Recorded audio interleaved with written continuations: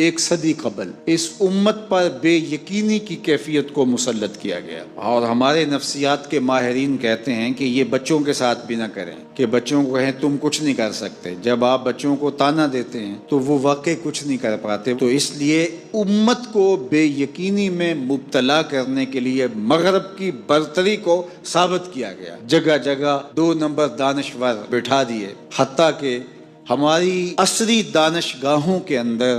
فرنگی روحوں کے بے حس ڈھانچے مشرقیت کو گالی دینے لگے اور مغربیت کے قصیدے پڑھنے لگے، ان کی تہذیب اور تمدن کے گن گانے لگے